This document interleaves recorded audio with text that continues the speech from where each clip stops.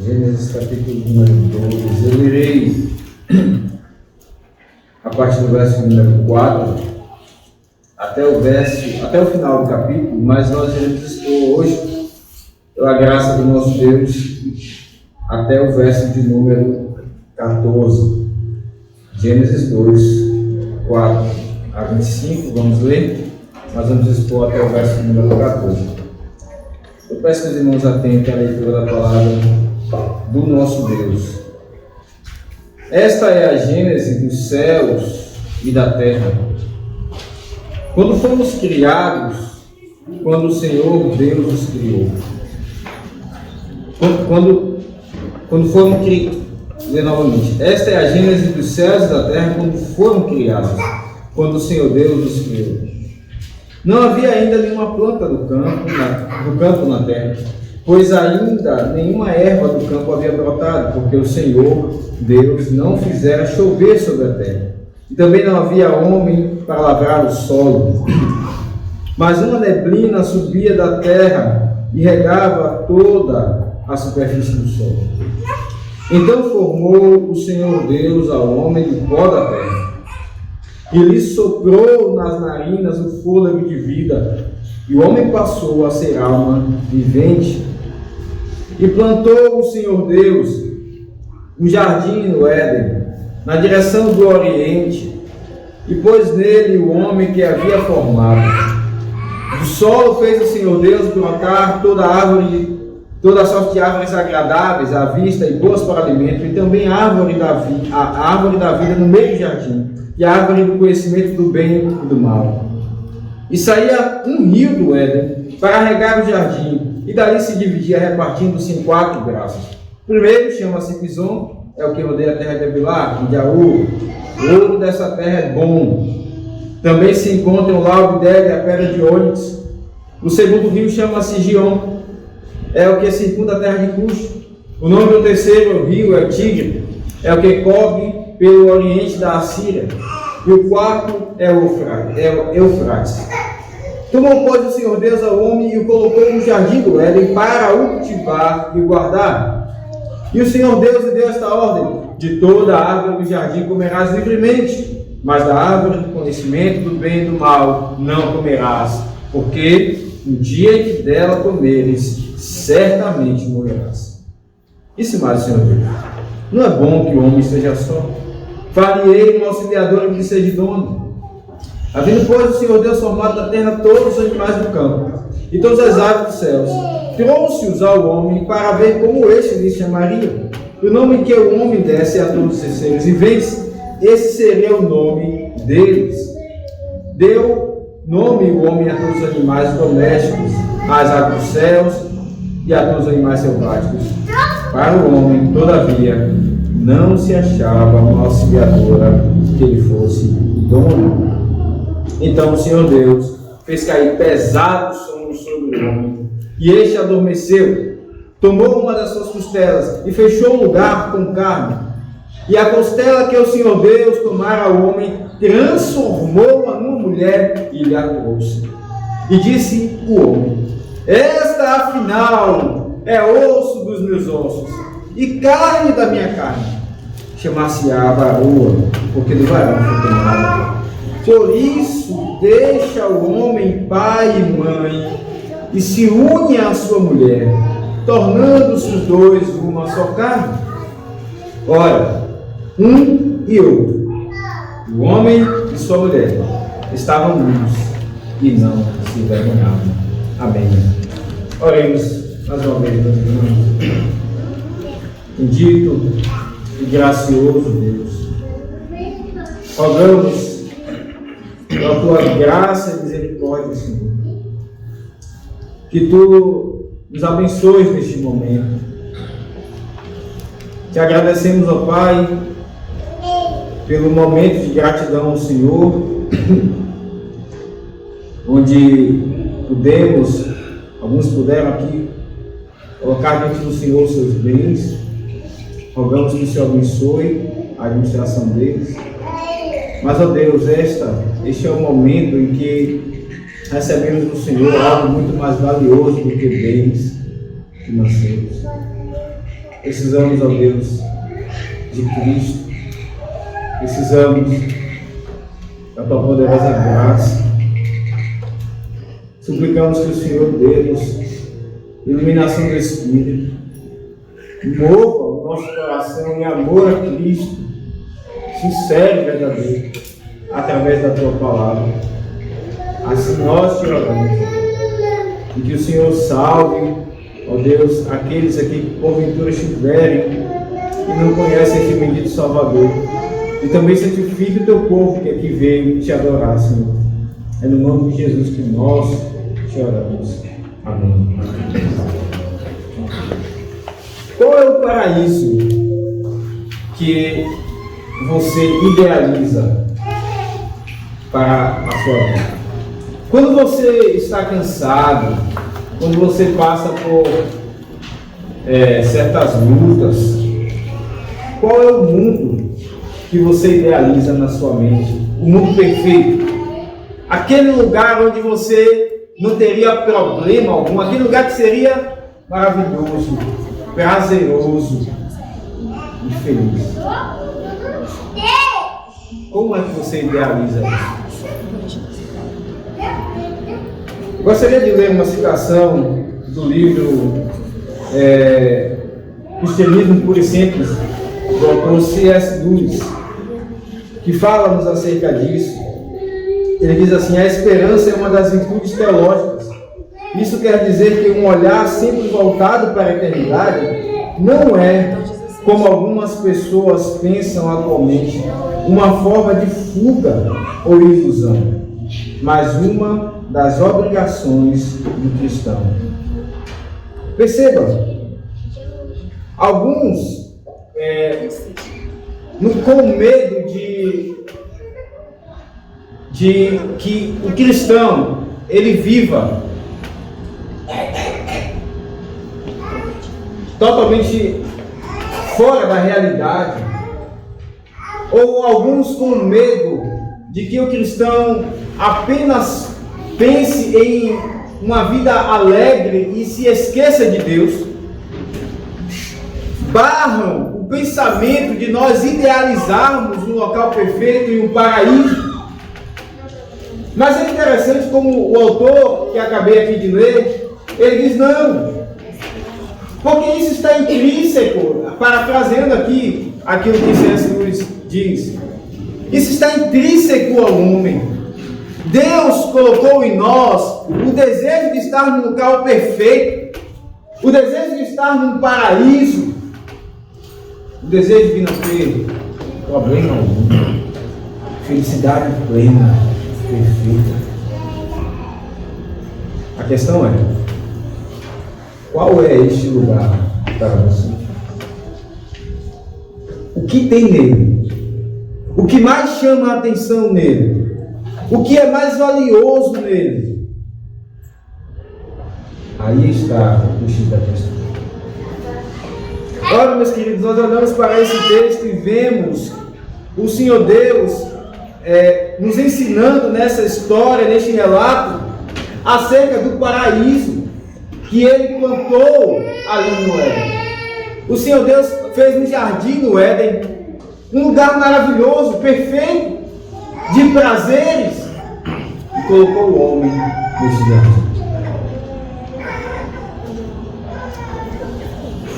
Nós passamos já pelo relato de Gênesis 1, vimos como o Senhor Deus, Ele como um rei, aqui Ele cria, Ele manda que tudo se faça, e então as coisas acontecem conforme exatamente aquilo que Ele ordenou.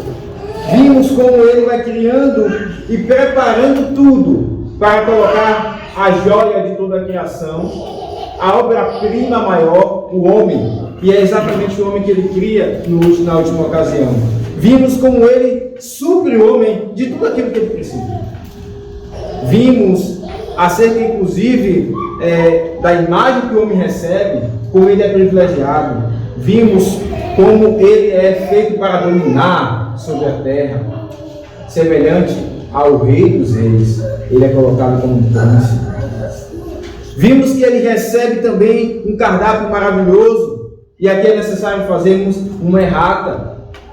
Na última ocasião, vimos que os animais estariam incluídos nesse cardápio, mas, a bem da verdade, inclusive até mesmo citei o reformador João Calvino. A verdade é que João Calvino ele se abstém de afirmar alguma coisa. Ele nem mesmo diz que os animais estavam incluídos, mas ele também não afirma o contrário. E quando nós olhamos para o relato de Gênesis 9, nós vemos que é lá que os animais vão entrar nesse relato. O texto então segue. Deus descansa de toda a sua obra-prima no sétimo dia. E aqui estamos nós diante desse relato. Alguns vão conflitar Gênesis 1 e Gênesis 2, como se um fosse um relato de eras e o verdadeiro relato fosse Gênesis 2, como se um contasse algo diferente do outro. Todavia, meus irmãos, na verdade é exatamente o oposto. Gênesis 1 e Gênesis 2 não se conflitam. Na verdade, toda a escritura ela é inerrante, ela é a palavra de Deus. Pelo contrário, Gênesis 1 e 2 se completam, e o nosso Senhor Jesus mostrou-nos, como isso está muito claro, lá em Mateus 19. Eu peço que você abra a sua Bíblia.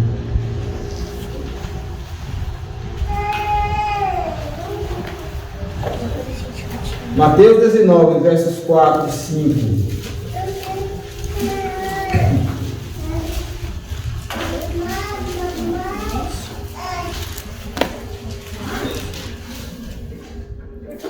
Veja o que diz o Senhor Jesus. Então respondeu ele: não tendes lido que o Criador, desde o princípio, os fez homem e mulher, e que disse: por esta causa deixará o homem pai e mãe, e se unirá à sua mulher, tornando-se os dois uma só carne? Perceba que aqui o Senhor Jesus une o relato de Gênesis 1:26, quando Deus cria homem e mulher no princípio, exatamente como diz lá no início de Gênesis. Ele une esse relato da criação do homem com exatamente o que é colocado no verso 24, quando diz: Moisés, inspirado pelo Senhor, por isso deixa o homem pai e mãe e se une à sua mulher. Os dois relatos não conflitam, a escritura nunca erra. Na verdade, o Senhor Deus aqui está recontando a história de uma outra forma, por causa do seu objetivo. Em Gênesis 1, estão contados literalmente os 6 dias da criação, de 24 horas. Mas agora em Gênesis 2, o Senhor Deus foca no 6º dia, quando o homem foi criado, porque Ele quer mostrar a comunhão que Ele quer ter com o homem. Ele quer mostrar o amor dele para com o homem, onde Ele colocou o homem num lugar maravilhoso, e tudo agora gira então em torno disso. Volte os seus olhos então para o verso número 4, onde aqui nós aprendemos no verso de número 4, nosso primeiro ponto: Deus forma o homem, dos versos 4 ao verso 7. Esta é a gênese dos céus e da terra, quando foram criados, quando o Senhor Deus os criou. Não havia ainda nenhuma planta do campo na terra, pois ainda nenhuma erva do campo havia brotado, porque o Senhor Deus não fizera chover sobre a terra, e também não havia homem para lavrar o solo, mas uma neblina subia da terra e regava toda a superfície do solo. E mais uma vez, alguns dizem que há contradição por causa da questão dos dias em que a erva foi criada e o homem foi criado. Mas, meus queridos, se vocês olharem exatamente para o primeiro verso de Gênesis, que diz: no princípio criou Deus os céus e a terra, e aqui no verso número 4 diz: esta é a gênese, ou a origem dos céus e da terra quando foram criados. Vai nos mostrar então que aqui é uma nova recontagem da criação, a partir do verso 4 de Gênesis 2. E aqui estamos no 3º dia da criação, quando as plantas são criadas. Perceba que então no 3º dia, lá em Gênesis 1, verso 11, diz assim: e disse: produza a terra relva, ervas que deem semente, e árvores frutíferas que deem fruto segundo a sua espécie, cuja semente esteja nele, sobre a terra, e assim se fez. Perceba uma ordem de criação. Antes, o Senhor diz: produz a terra relva, ervas que deem sementes. É aqui que as sementes são criadas. A terra produz a relva de uma forma extraordinária. E então as sementes são criadas. E é exatamente por isso que diz o verso 5: não havia nenhuma planta do campo, pois ainda nenhuma erva do campo havia brotado. A ideia de brotar aqui é exatamente sair da semente. Ora mais, se não existia semente, como haveria de brotar alguma erva? Mas o Senhor Deus já havia criado de forma extraordinária as ervas. Mas é interessante que, ainda que de uma forma extraordinária, o Senhor Deus ele faz. Perceba que ainda diz Moisés, contando a história inspirada pelo Senhor, no verso 5: porque o Senhor Deus não fizera chover sobre a terra, também não havia homem para lavrar o solo. Esta é a forma ordinária de uma planta crescer.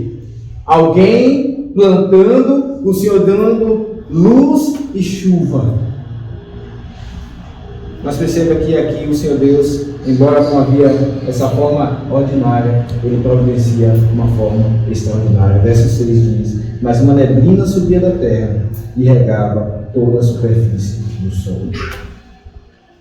O Senhor Deus age através dos meios que ele mesmo criou.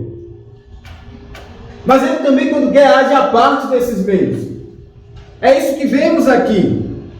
Não havia ainda chuva, semente, mas ele faz com que uma neblina molhe aquelas plantas que ele havia criado de forma extraordinária, porque afinal de contas ele é livre para providenciar aquilo que ele quer pelo meio que ele quer. Mas também vemos, meus filhos, que ele age pelos meios que ele mesmo criou. E essas duas coisas não estão conflitando. Ele é livre, ele é o Senhor, ele é Deus. E aqui nós percebemos, quando ficamos em todo quanto desesperados, quando as coisas saem do ordinário. Onde está a confiança? A tua confiança está nesse Senhor da história. Ainda que as coisas saiam dos seus planos, ele continua governando, ele continua fazendo a planta crescer. Não pode ser não por causa da chuva, mas por causa da relva que molha, ou por causa da neblina que molha a terra. Da mesma maneira, isso acontece no nosso casamento, nos planos financeiros e demais planos que fazemos. O Senhor Deus é livre. E aqui, o nosso coração, a Escritura começa a revelá-lo. Onde está a nossa confiança? No Senhor? Ou então, nos meios que Ele criou? A história continua. É exatamente nesse contexto que diz o verso 7: então formou o Senhor Deus ao homem do pó da terra, e lhe soprou nas narinas o fôlego de vida, e o homem passou a ser alma vivente. Perceba que em Gênesis 1, o homem é retratado como a coroa de toda a criação. E aqui o Senhor Deus mostra como é que ele foi criado.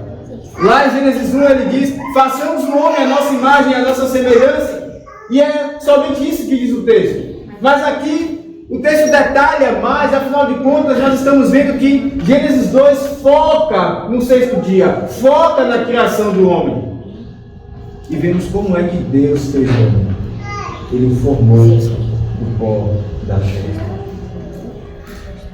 Os judeus sabiam muito bem. Nós devemos lembrar que Moisés escreve para o povo, ou para o povo que estava ali, um pouco depois, quando Moisés recebe a lei no monte, ou para o povo que estava para atravessar a terra prometida. Não há consenso. Mas o fato é que Moisés escreve essa história para este povo que andou pelo deserto, este povo que sabia o que era pó. O pó é algo desprezível. Quando você anda pelas ruas e vê que os seus pés estão sujos, Você procura um local para limpá-los. Você não sobe na cama com os seus pés sujos de pó. Aquele povo sabia o que era o pó da terra. E é desse pó que Deus faz homem. Ele forma o homem. Thomas Watson diz que o homem não passa de pó colorido. Matthew Henry diz que o homem não foi feito do pó do ouro, nem do pó do diamante, mas do pó da terra, do pó do barro, de algo desprezível. É assim então que o Senhor Deus pega aquilo que Ele já havia criado, a terra, e forma o homem. Perceba que Deus é como um artífice então aqui. Ele é como um artífice que pensa naquilo que ele irá criar. Ele elabora na sua mente a sua obra-prima. E depois ele então pega da terra e faz exatamente como ele pensou. Ele forma o homem, ele modela o homem. É isso que vemos. Perceba que o texto não diz que criou um homem, mas ele dá aqui ênfase que ele formou o Senhor Deus um homem. Ele modela o homem do barro. O salmista diz no Salmo 139, verso 15: os meus ossos não te foram encobertos, quando no oculto fui formado e entretecido, como nas profundezas da terra. O Senhor Deus modela, Ele tece o homem exatamente como Ele quer. Perceba que isso mostra o valor que o homem tem para o Senhor. Como ele diz: haja luz. Ele não pega em algo para que a luz seja criada. Ele diz: produz a terra relva. Mas na hora de criar o homem, ele modela o homem. Isso mostra a disposição do coração de Deus para com o homem, para com o ser humano, para com o ser humano. Qual é o valor que o ser humano tem para o Senhor? Na hora de criá-lo, por assim dizer, ele envolve as suas mãos na criação. E o homem não apenas recebe o seu corpo formado pelo Senhor. O Senhor faz o corpo, mas ainda não há vida. Então o Senhor Deus sopra nas narinas o fôlego de vida e o homem passa a ser alma vivente. Aquele corpo sem vida passa a se movimentar, a demonstrar vontade semelhante a Deus, semelhante àquele que deu a sua imagem. Aqui está o homem formado. Mas em segundo lugar, nós vimos em primeiro lugar Deus formando o homem. Deus forma o homem, mas em segundo lugar, o nosso segundo ponto é que Deus planta o jardim do Éden para ter comunhão com o homem. Ora, em primeiro lugar, Deus forma o homem. Mas para que ele formou esse homem? Qual é a intenção de Deus com o ser humano? Qual é a intenção, digamos assim, primária de Deus contigo? Se em primeiro lugar ele formou o homem, em segundo lugar ele planta o jardim do Éden para colocar o homem nesse jardim e ter comunhão com ele. Veja o que diz o verso número 8. E plantou o Senhor Deus o jardim do Éden, na direção do oriente, e pôs nele o homem que havia formado. Do solo fez o Senhor Deus brotar toda sorte de árvores agradáveis à vista e boas para alimento, e também a árvore da vida no meio do jardim, e a árvore do conhecimento do bem e do mal. Eis o Éden, um verdadeiro paraíso. Perceba, havia árvores agradáveis à vista. Era um local belíssimo. Era um local muito além do paraíso que você idealiza quando você passa por momentos difíceis. e você se assenta em algum local e começa a pensar: ah, se eu estivesse em tal lugar. Todo ser humano, ele clama pelo paraíso. Isso é rastro da imagem de Deus em todo ser humano. É um desejo de estar onde um dia em Adão ele esteve. É por isso que todo ser humano busca o melhor lugar, o lugar mais confortável, belo, aprazível. E aqui eis o Éden dessa forma: árvores de toda sorte de beleza e de toda sorte de alimento, rios e pedras preciosas. Perceba que o primeiro braço do rio que saía, havia ali ouro, e diz o texto: o ouro dessa terra é bom. Havia bidério e pedra de ônix, são pedras preciosas e caríssimas. Então ali havia riqueza, variedade. E o texto de Isaías 11, inclusive, nos mostra esse paraíso belo. Isaías 11, no verso de número 6, diz assim: o lobo habitará com o cordeiro, e o leopardo se deitará junto ao cabrito. O bezerro, o leão novo e o animal cevado andarão juntos, e um pequenino os guiará. A vaca e a ursa pastarão juntas, e as suas crias juntas se deitarão. O leão comerá palha como um boi. A criança de peito brincará sobre a toca da áspide, e já o desmamado meterá a mão na cova do basilisco. Não se fará mal, nem dano algum em todo o seu santo monte, em todo o meu santo monte, porque a terra se encherá do conhecimento do Senhor, como as águas cobrem o mar. Um local perfeito, sem mal, sem maldade alguma, um paraíso. É assim o Éden. Perceba que, eu não sei se você percebeu, mas agora Deus é colocado aqui como o Senhor Deus. Antes, Gênesis 1 se referia a Ele como Deus, Elohim, aquele que é o Criador de tudo. Mas agora se refere a Ele como o Senhor Deus, o Senhor aqui, o nome pactual de Deus. É isso que diz no verso de número 7, veja. Aliás, verso número 4, quando o Senhor Deus os criou. No verso 7 diz: o Senhor Deus ao homem, formou ao homem do pó da terra. No verso 8 diz: o Senhor Deus plantou um jardim no Éden.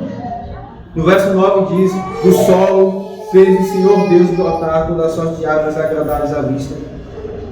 O Senhor Deus, sim, o povo que ouvia essa narrativa, ele tinha que saber que tudo aquilo que tinha sido criado ao seu redor tinha feito pelo Deus que fez um pacto com eles. Eles haviam passado pelo monte onde a lei foi entregue, onde eles ouviram: eu sou o Senhor, vosso Deus, que vos tirou da terra do Egito, da casa da servidão. Eles deveriam saber que Deus que fez todas as obras, todas as árvores, todos os animais, toda a beleza, era o Deus que amava-os e que havia salvado. É o Senhor Deus, que inclusive forma o homem. Eles deveriam aprender essa história. E é o Senhor Deus, inclusive, que se revela ao povo lá em Êxodo 6, versos 2 a 5. Diz assim o texto: falou mais Deus a Moisés e lhe disse: eu sou o Senhor. Apareci a Abraão, a Isaque e Jacó como Deus Todo-Poderoso, mas pelo meu nome, o Senhor, Yahvé, não lhes fui conhecido. Também estabeleci a minha aliança com eles, para dar-lhes a terra de Canaã, a terra em que habitaram como peregrinos. Ainda ouvi os gemidos dos filhos de Israel, os quais os egípcios escravizam, e me lembrei da minha aliança. O povo saberia que Abraão, Isaac e Jacó não receberam aquilo que Deus prometeu. Eles sabiam que Deus era todo poderoso, mas Deus estende o seu braço para salvar o seu povo. Foi revelado em Êxodo, aquele povo que estava escravo no Egito. É esse Deus que cria o homem. É esse Deus que cria todas as coisas. É o Deus da aliança. E perceba, meus queridos, que o homem então é trazido para o jardim. Veja o que diz o verso 8: e plantou o Senhor Deus um jardim no Éden, na direção do Oriente, e pôs nele o homem que havia formado. Perceba então a graça, o amor. Deus traz o homem para o jardim, para um local de intimidade, para um local de um relacionamento íntimo. Foi assim que o homem foi criado, com todo esse amor. Deus traz o homem para as suas recâmaras, para ter intimidade com Ele. Nós vemos que o Senhor Deus de fato se relaciona com o homem nesse jardim. Ainda iremos ver lá em Gênesis 3, no verso de número 8, que Deus, pela viração do dia, andava no jardim. Deus andava no jardim para se encontrar com ele. Nós vemos que o tabernáculo, onde Deus iria se manifestar ao seu povo, como diz lá em Levítico 26, 11 e 12, ele diz: porém o meu tabernáculo no meio de vós, e a minha alma não vos aborrecerá. Andarei entre vós e serei o vosso Deus, e vós sereis o meu povo. Do jardim do Éden, o Senhor Deus ordena que se faça um tabernáculo, para que ele esteja no meio do seu povo. E depois do tabernáculo, nós vemos que o tempo que eles vão para a terra de Canaã, uma terra prometida, onde haveria leis de mel, e dali o templo seria construído para que Deus se revelasse ao seu povo. E depois nós vemos em João 1,14, onde diz que ele habitou entre nós. Na verdade, o texto original significa: ele tabernaculou entre nós. A manifestação da presença de Deus. Até que lá em Apocalipse 21:3 diz: então ouvi grande voz vinda do trono, dizendo: eis o tabernáculo de Deus com os homens. Deus habitará com eles. Eles serão o povo de Deus, e Deus mesmo estará com eles. Se aquele jardim era um local onde Deus colocou o homem para uma comunhão perfeita, nós olhamos para o Apocalipse e vemos que agora não mais um jardim, mas uma cidade é colocada. O tabernáculo de Deus habitaria com Deus. E nós sabemos que esse tabernáculo é o próprio Senhor Jesus. Ora, Deus cria o homem em primeiro lugar. Ele forma o homem, mas agora ele coloca o homem no seu jardim para ter comunhão com Deus. E ali nesse jardim, onde há tantas e tantas árvores, diz o verso 9, que havia a árvore da vida no meio do jardim, e a árvore do conhecimento do bem e do mal. Deus cria o homem e faz um pacto com ele. Nós ainda iremos ver mais aprofundadamente, mas o verso 16 diz: o Senhor Deus deu esta ordem: de toda a árvore do jardim comerás livremente, mas da árvore do conhecimento do bem e do mal não comerás, porque no dia em que dela comeres, certamente morrerás. Ali o Senhor Deus faz um pacto com o homem. Ele não apenas o cria e o coloca no jardim para um relacionamento maravilhoso. Ele faz um pacto, uma aliança com o homem. E essa árvore da vida, na verdade, já era usufruída pelo homem. Se dela, ele diz: de toda a árvore do jardim comerás e vivente. Enquanto eles não comeram deste fruto da árvore do conhecimento do bem e do mal, eles já usufruíam dessa árvore da vida. Não para ter vida, mas como um sinal de que eles tinham vida. Como algo palpável, que Deus ali faz questão de colocar para dizer: vocês têm vida, eu mantenho a comunhão com vocês. Isso lembra-nos inclusive a ceia do Senhor. Um sinal e um meio através do qual flui vida. Mas não somente a árvore da vida, a árvore do conhecimento do bem e do mal também está ali. O homem já tinha todo o conhecimento necessário. Ele recebeu, ele foi feito imagem e semelhança. E vimos que essa imagem implica inclusive em conhecimento de Deus. O que mais ele precisava conhecer? O que mais o homem precisava saber? Mais nada. Mas nós vamos ver, ele cai na história, na mentira da serpente, de que Deus estava escondendo alguma coisa dele, de que havia um conhecimento que Deus ainda não havia revelado a ele. E Deus coloca essa árvore justamente para prová-lo. É um teste.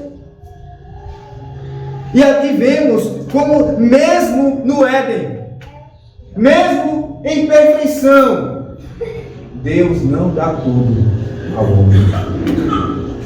Deus não dá tudo que o homem quer. Ele diz: de toda a árvore do jardim comerás livremente, mas da árvore do conhecimento do bem e do mal não comerás. Deus priva o homem, e isso continua até os dias de hoje. Deus priva o seu povo de certas coisas. Ele nunca nos dá tudo o que queremos.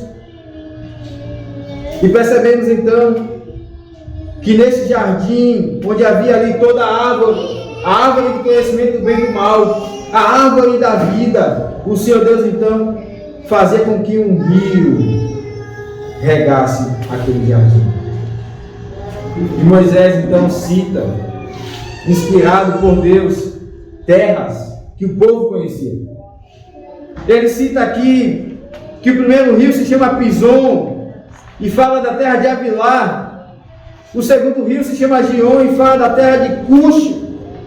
Mas perceba que dois rios, que são os rios que hoje são conhecidos, Tigre e Eufrates, ele é resumido. Ora, meus queridos, Deus não está interessado em que nós conheçamos fisicamente onde havia o Éden. Se você colocar no mapa, você irá ver de fato que o rio Tigre e Eufrates, eles se separam, depois eles se juntam e depois eles desagam no mar. Ali, pela região do Quercente Fértil, de fato uma região maravilhosa, de fato uma região muito fértil, onde ali a árvore cresce de forma muito fácil. Era por ali que era o Jardim do Éden, mas não é possível saber exatamente onde esse jardim foi plantado.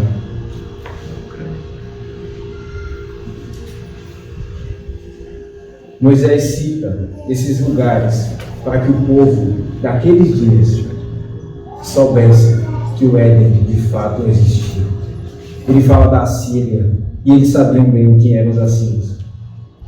O nome terceiro é o rio Tigre, é o que corre pelo oriente da Síria. Eles sabiam que eram os de Cush, os da terra de Avilá. Então vemos que Moisés cita esses locais para que o povo soubesse que o Éden existiu.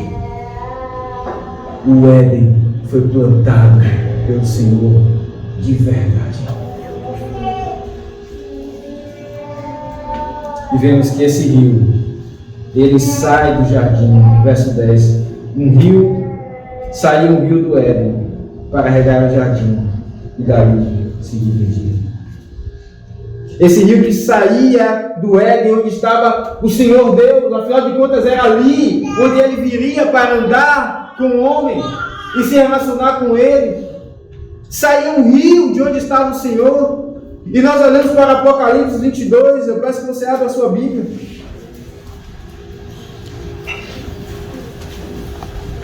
Verso de número 1.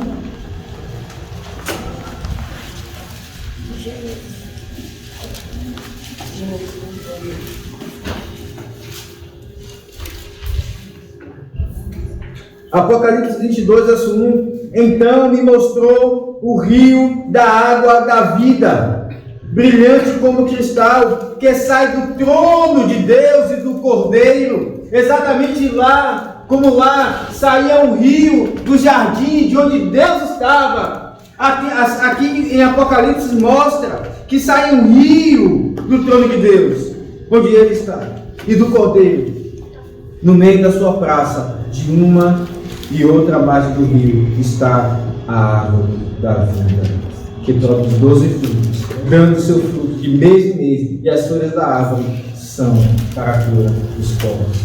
Que rio é esse? O Senhor Jesus diz à mulher samaritana lá, diz o texto, falando ele com a mulher samaritana em João 4,10, replicou Jesus: se conheceras o dom de Deus, e quem é o que te pede, dá-me de beber, tu lhe pedirias, e ele te daria água viva. Em João 7, o Senhor diz que esse rio, ele está presente em todo aquele que crê. Todo aquele que crê, o Espírito fluirão rios de águas vivas. Esse rio que saia da presença de Deus é o Espírito.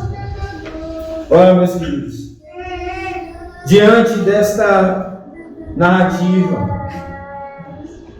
dessa história em que vemos Deus formando o homem, com o fim de colocá-lo no jardim que ele plantou para ter comunhão com ele, que lições nós podemos tirar para a nossa vida?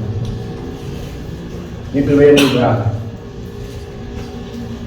não gaste o seu tempo buscando no mapa, em livros, um ponto exato onde era o jardim no Éden. O Éden era o local onde Deus se manifestava ao homem. Nós estamos no Éden. Deus, Ele vem todo primeiro dia da semana para se relacionar com o seu povo. Pela viração do dia, Ele nos chama e Ele mesmo vem até aqui.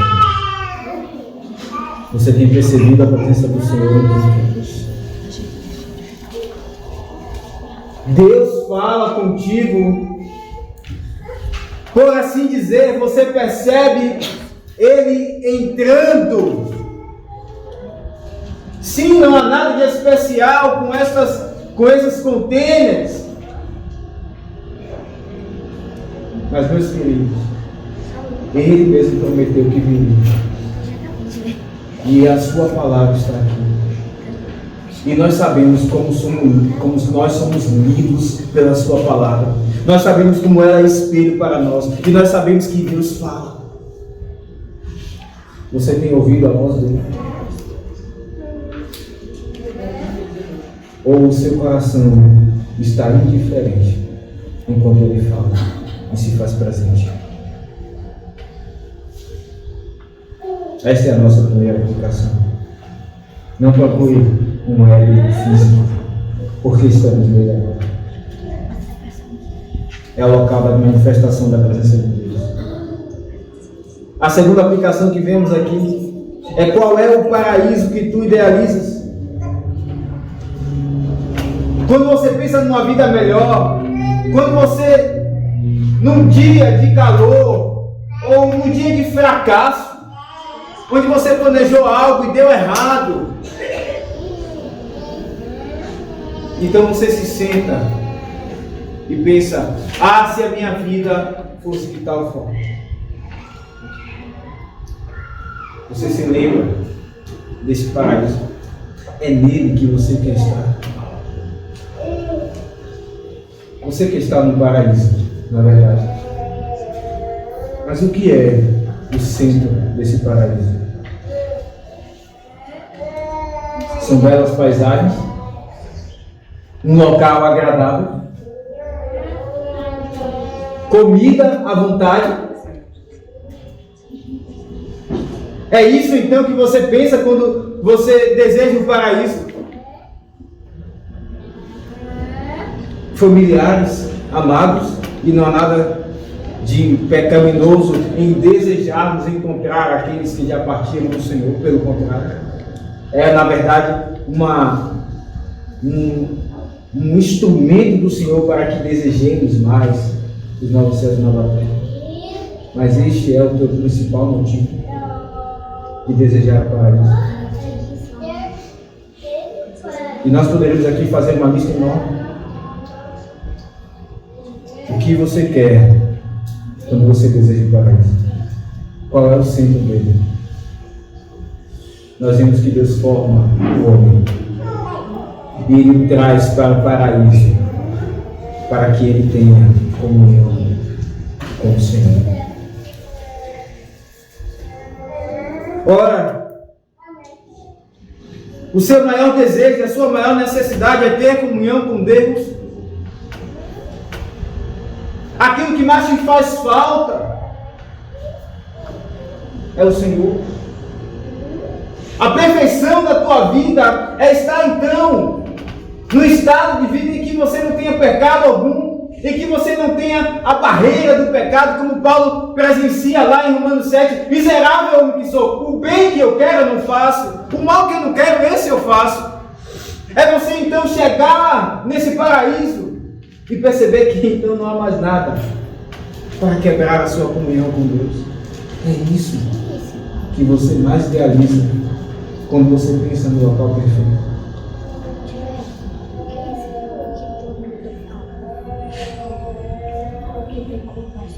Essa é a nossa segunda aplicação. A terceira aplicação é acerca da humildade. O Senhor Deus formou o homem do pó. Como você se vê?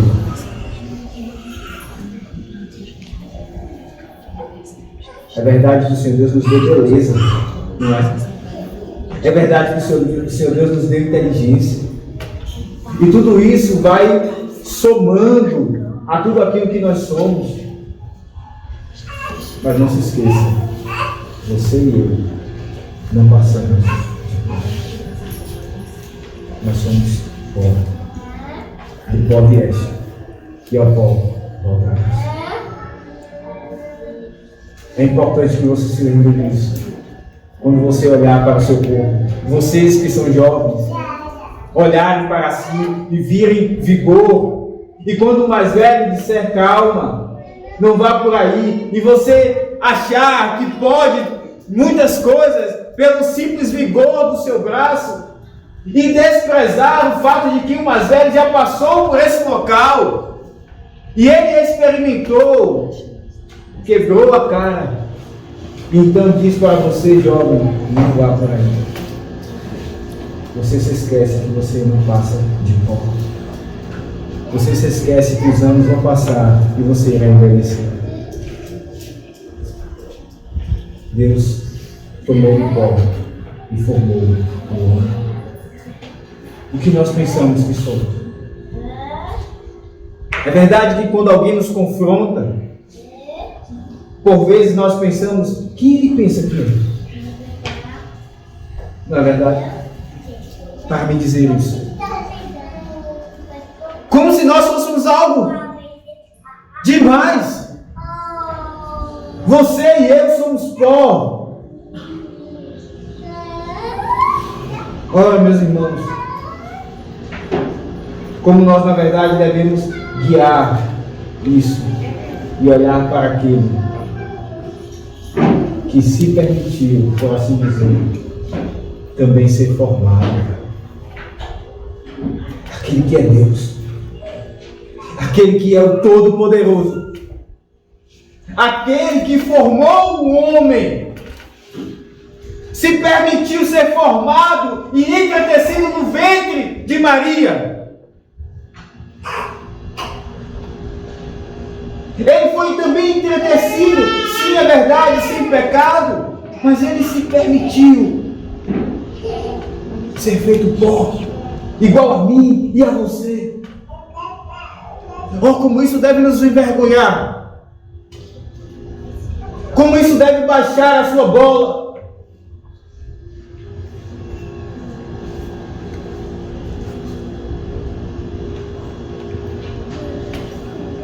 Cristo se fez homem, ele também tomou forma humana. Nós devemos aprender a humildade. Essa é a nossa terceira aplicação. E a nossa quarta aplicação é dirigida àqueles que não têm Cristo. Sim, é verdade que vocês são alma vivente. Porque aqui nós olhamos apenas para aqueles que são parte do povo, todo ser humano. Todos os homens foram formados, modelados, e todos receberam e ainda têm, se vivem, o fôlego de vida. Eles têm em si a imagem de Deus. Eles andam, raciocinam, planejam, mas eles são vivos mortos. Eles são como zumbis, mortos andantes.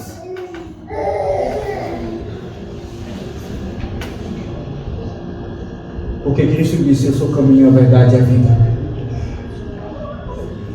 Se você não está em Cristo, ainda que você viva, você está morto. Tudo foi criado por meio dele e para ele. E se você não vive para ele, você está morto.